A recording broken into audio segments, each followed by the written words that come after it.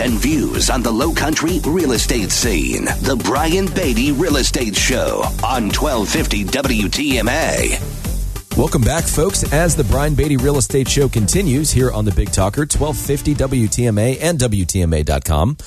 I always like to take just a quick moment and tell you guys that I appreciate you. I appreciate you listening to this program. I appreciate those of you that call and ask general knowledge questions. We're here to help. We're here to decipher this market, help you guys build some realistic expectations around the market so that when it comes time for you to buy or sell something, you win. You've got the right questions answered. You've selected the right agent. You've approached the process in the most productive and profitable way possible. I messed that one up, didn't I? Productive and profitable way possible. So, we just love helping folks. And of course, we appreciate those of you that call and allow us to earn your business. So thank you for that as well. If I can help you in any way, shape, or form, you're thinking of hiring a great agent. I'll tell you this, I've done over 1,300 transactions in my career, about $1 billion worth of real estate here locally. I don't know of anybody else that has done as many units as I have, that when you call somebody to list your house, that's the agent that knocks on your door. I am still in production. I am still meeting with clients. I'm still helping folks with the process of buying, selling, investing, managing their homes. So if you'd like to work with a highly experienced quality agent, feel free to call me, 843-800-0065. That's 843-800-0065. Or go to my website, listingsincharleston.com. That's listingsincharleston.com. So I want to... so in the beginning of the show, we were talking about how sensitive people are to interest rates right now. And we have a lot of folks that, that inquire about properties or visit our website or just kind of come into our ecosystem through a variety of ways. Any good real estate company or any good business in general knows how to find customers, right? Which is why I always say to, especially my agents, I'm in the business of helping people buy and sell real estate, and I'm in the business of finding people to help buy and sell real estate.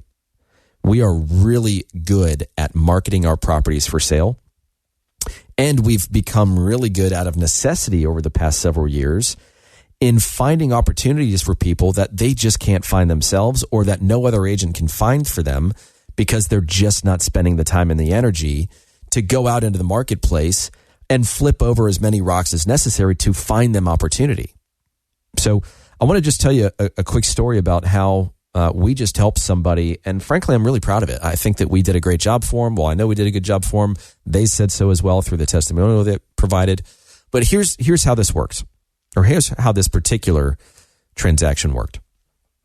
And I'll kind of dissect it as we go. A buyer came into our website after we targeted them through a Facebook ad. Anytime we list a property for sale, we ask ourselves the question of, who do we think the buyer for this home is going to be? Is it a first-time home buyer? Is it a move-up buyer? Is it a second home? Is it a military family? Is it whatever the case might be? All these different types of people or categories of buyers have defining demographic, geographic, and online behavioral statistics or information that we can sift through to proactively target them through marketing.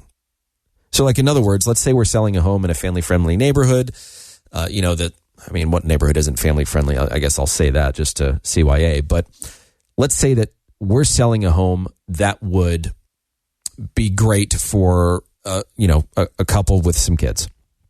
We're selling a 5-bedroom home, right? Well, what we can do is we can say, all right, well, step one, we should market this property in addition to other groups, but we should market this to folks with children that have searched for real estate in this area and in this price range over the past 6 months and that are engaging in online behavior that leads us to believe they're getting ready to move. An example of that could be who has recently gone online and researched schools in that area in which the search originated from a different zip code. That's a very abnormal behavior unless someone is thinking about moving to the area. And if they've also been online in the past 6 months and they've looked at homes for sale in that area and price range, all of this is trackable, by the way. Then we place ads in front of those buyers to say, hey, we've just listed this property, come check it out. And so then they find their way to our website. They leave their contact information. We communicate with them. And in this particular instance, that's exactly what happened. Now, this buyer ended up not being interested in that particular home that we marketed. It happens, right? It's just how the cookie crumbles. But they said, look, I've got a home that I need to sell first, and I'm not comfortable with putting my home on the market until I know where I'm going. And so, we all hear about home sale contingencies, right? It's pretty popular, right? I need to sell my home before I can buy another. The challenge with that is most sellers are going to get competitive offers from people that don't need to go through the process of putting their home on the market, getting it under contract, and then hoping it'll close so that you can buy that person's house. They just don't see the need for it. They don't want to be bothered by it. You as a buyer, if that's your only solution, are going to have a tough time. But the great thing is, real estate can be very creative.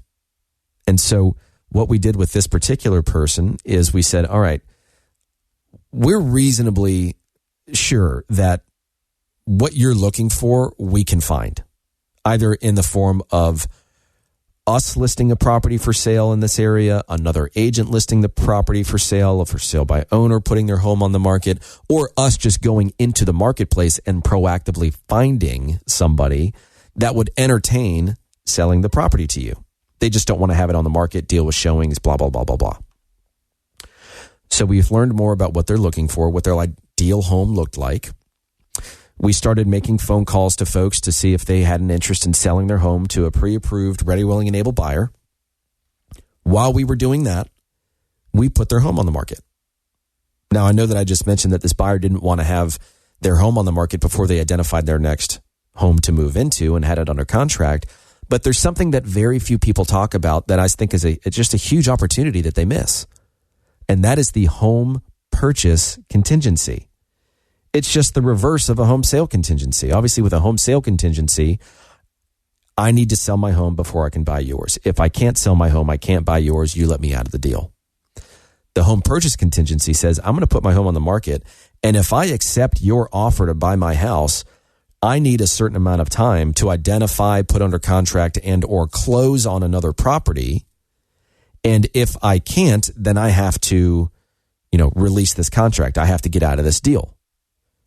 So that's what a home purchase contingency does, is it protects you so that you don't have to basically unwillingly sell your house without finding another property to move into.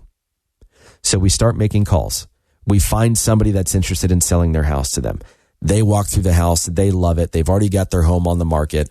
While we're negotiating a deal with the seller of the home that they want to buy, an offer comes in on their listing. So now we've got their home under contract. We have found another home that they want to put under contract and do. And by the way, because people are so interest rate sensitive, I think tend to just shut down. They say, I'm going to wait for interest rates to improve. Well, you can always refinance, but better yet, for right now, you can get a 2-1 rate buy down, which means for the first year of your loan, your interest rate is 2 percentage points less. So instead of it being 6.5, it's 4.5. Then the next year, it's 5.5. And then on the third year, it goes to 6.5%. And the hope is that by year 3 or sooner, you can refinance because interest rates have dropped anyways. Or better yet, you could assume somebody's mortgage. If somebody has a 3% mortgage out there, you can assume it if you're a VA. I mean, there's all these different options out there that people just don't think about because they're so traditional in nature with their real estate practice that they either don't know about it or they don't want to take time to figure it out, or they're just nervous about it because it's slightly different than just the traditional process of putting your home on the market, negotiating a deal, selling your house, same thing on the buy side. I'm telling you guys, there are plenty of opportunities out there. You just have to work with an agent that knows how to structure this stuff. It's not hard. All you do is ask the seller for a 2-1 rate buy down. We determine how much that costs. And then for, the next 2 years, your interest rate is under fair market rate. And if it ever drops, if the actual interest rate, the fair market value interest rate, drops below what your current rate is, then you just refinance it. And by the way, there are plenty of lenders out there that are doing no-cost refinances for up to a year after you close on your loan. So the really nice icing on the cake with all of this is that, well, first, let's just recap. Somebody contacted our real estate team, told us what they were looking for. We found it for them off market. They negotiate a deal. While that's happening, they put their home on the market with the condition that they have to close on the property that they want to buy, or at least get through all the contingencies to the contract, like the appraisal, the inspection, financing, termite report, all that good stuff. And then if the property that they're going to buy basically becomes a done deal, we're just waiting on the deal to go through for them to sign the documents, then they release the home purchase contingency so that the person buying their house has some assurance that they can actually buy it, because they have to make moving plans too. And we got them a 4.5% interest rate on the new home that they bought, and they moved for free because they worked with us to buy and sell a home locally. That is a massive amount of savings for that person. I mean, we're talking well over $10,000. Actually, it was more than that. If I did the quick math, it was probably close to, well, I can't even do the math off the top of my head with regard to how much we're saving them in the form of interest. Safe to say, though, over the course of the next 2 years, we probably saved that person $25,000, $30,000. We can do that for you too. There are ways of structuring deals creatively. You just need to be working with the right people that can provide you with these opportunities and structure them accordingly. If you'd like more information on that, give me a call, 843-800-0065. That's 843-800-0065. Or check us out online at listingsincharleston.com. That's listingsincharleston.com. Stick around, folks, for the last few minutes of the Brian Beatty Real Estate Show, right here on the Big Talker, 1250 WTMA and WTMA.com. Have a real estate question? Ask Brian Beatty. Send him an email, lowcountryhomesales@gmail.com. The Brian Beatty Real Estate Show is on 1250 WTMA.